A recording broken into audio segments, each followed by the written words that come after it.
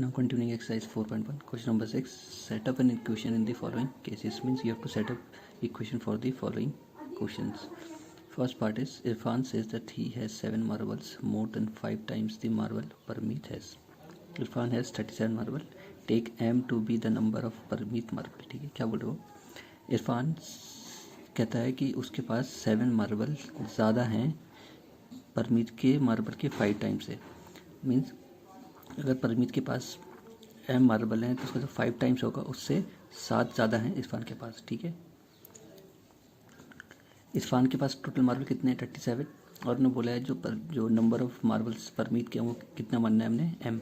यहाँ पे जो बोला होगा वही वेरिएबल आपको लेना है. ठीक है, तो इरफान के पास कितनी मार्बल है? इरफान कह रहा है मेरे पास उतनी मार्बल है जितनी परमीत के पास मार्बल उसका 5 टाइम्स होगा, जो उससे 7 ज़्यादा. ठीक है, तो 5 टाइम्स जो परमीत की मार्बल है 5 मार्बल है उसको 5 टाइम्स करना और उसमें 7 ऐड करना है, तो उतनी मार्बल है इरफान के पास.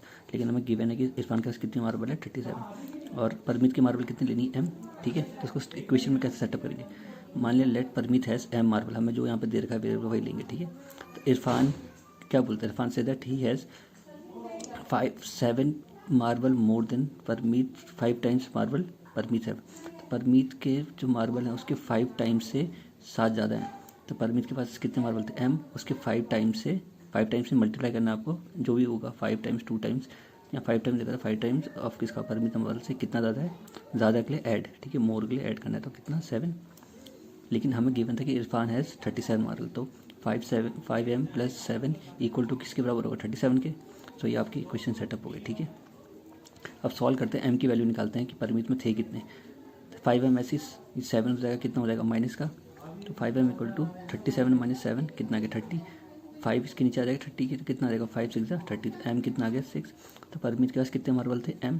अब चेक कर लो, यहाँ पे रख लो, m 60 हो गया, कितना हो गया? 30 से कितना ज़्यादा है?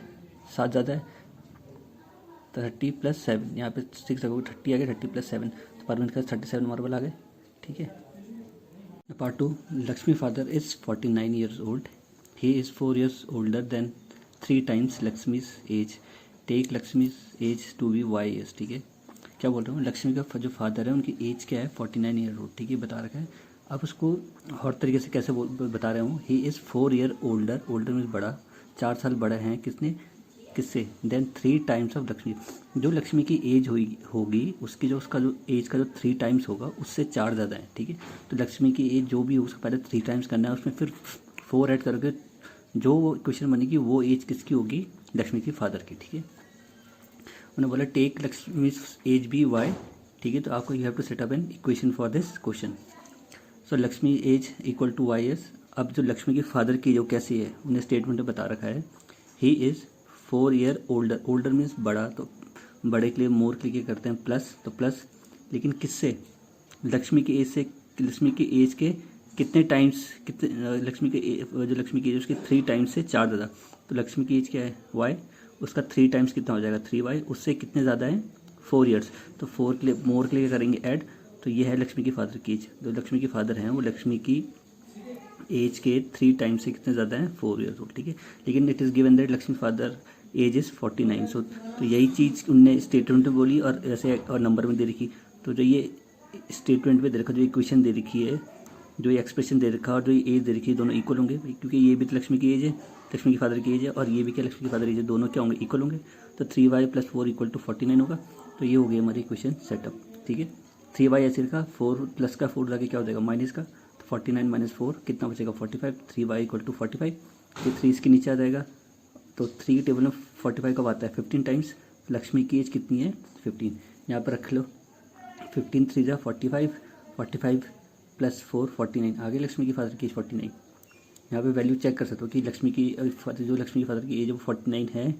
अगर यहाँ पर रख के भी 49 आ रहा है तो आपकी वैल्यू सही है. ठीक है, part 3.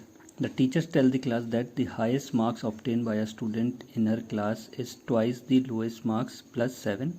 The highest marks is highest score is 87. Take the lowest score to be L. ठीक है, क्या बोल रहा हूँ? टीचर बता रही है क्लास में कि जो हाईएस्ट मार्क्स मिले हैं जिस स्टूडेंट को वो क्या हैं?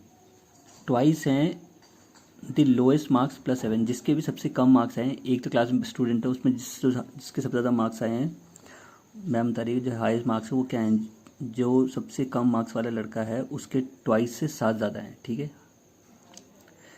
समझ में आया। और लोएस्ट मार्क्स, लोएस्ट को क्या बोला उन्होंने, एल से जो लोएस्ट मार्क्स को डिनोट करेंगे, ठीक है।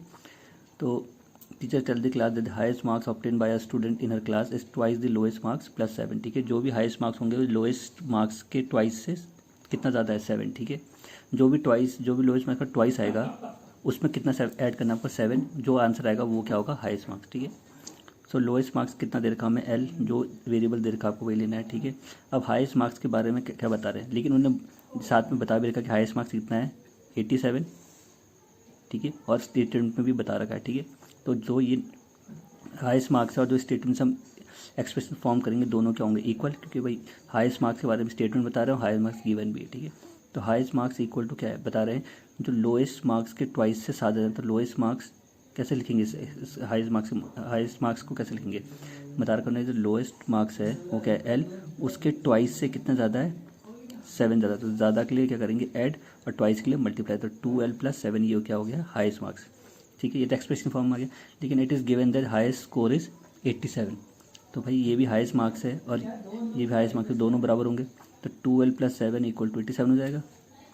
2L ऐसे ही 7 प्लस का हो जाके क्या हो जाएगा, माइनस क्या करिए, माइनस होता जाके क्या होता है प्लस, तो 87 - 7 80, तो 2L कितना आ गया 80, L ऐसे ही 2 उसके नीचे आएगा 80 के नीचे, तो 2 40 ज़ा 80, ठीक है। तो लोएस्ट मार्क्स इज 40, चेक करना है, ये 40 यहाँ रखो एल के बदले, तो 2 × 40 80, 80 + 7 87 आ गया है मार्क्स, और सही भी है। लोएस्ट मार्क्स कितना है, 40 है, तो हाईएस्ट मार्क्स क्या है भाई, लोएस्ट मार्क्स के दुगना ही तो है 80, ऐसे देखो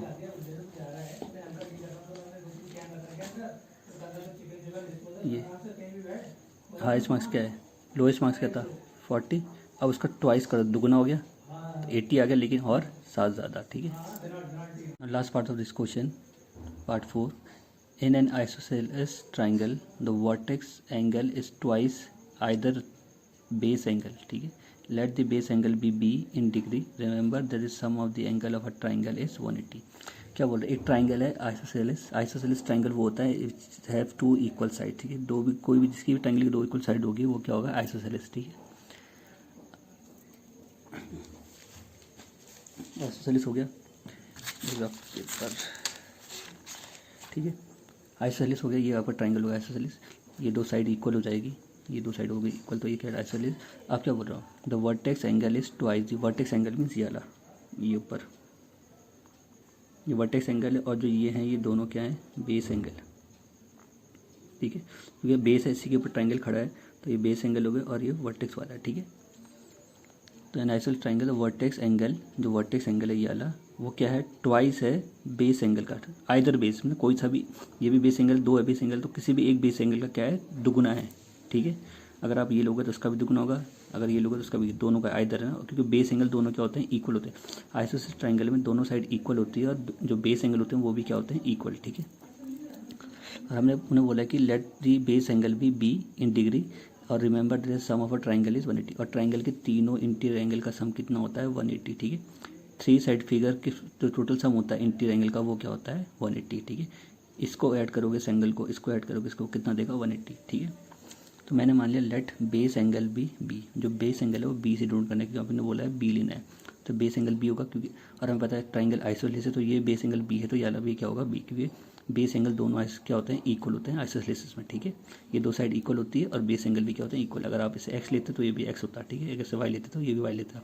कब, जब ट्राइंगल क्या हो, आइसोसेलेस, ठीक है, तभी ये साइड इक्वल होगी और तभी एंगल इक्वल होंगे, ठीक है। बेस एंगल मैंने बी ले लिया, वर्टेक्स एंगल हमने, वर्टेक्स एंगल क्या देखा स्टेटमेंट की, जो वर्टेक्स एंगल है वो क्या है, दुगुना है किसका, बेस एंगल का, तो वर्टेक्स एंगल कैसे लिखेंगे हम, वर्टेक्स एंगल होगा ट्वाइस ऑफ बेस एंगल, यही तो बोला वर्टेक्स एंगल क्या है, twice of either base angle किसी का भी, ठीक है। तो इसका दुगना ऐसे लिखूँगा 2b, बेस एंगल का क्या है, दुगना क्या है, वर्टेक्स एंगल, ठीक है। अब हमें पता है ट्राइंगल के तीनों एंगल का सम क्या होता है, 180, तो b + b और वर्टेक्स एंगल कितना निकला, 2b, तो b + b + 2b = 180, ठीक है। कितना हो गया, लाइक टर्म्स है, ये भी बी की टर्म, ये भी बी की टर्म, ये भी बी की टर्म, लाइक टर्म है तो ऐड हो जाएगी। 1b 2b प्लस 2b कितना हो गया 4b इक्वल टू 180। बी ऐसे रहेगा, 4 से नीचे आएगा तो 4 से कितना टाइम जाएगा 4, 45 जा 180, तो बी कितना आ गया 45। ये 45 है तो ये भी कितना होगा 45, क्योंकि बेस एंगल क्या होता है इक्वल 45 45, और ये ट्वाइस था इसका, तो 45 का ट्वाइस कितना हो गया 90 90 प्लस 45 कितना हो गया 180। ठीक है।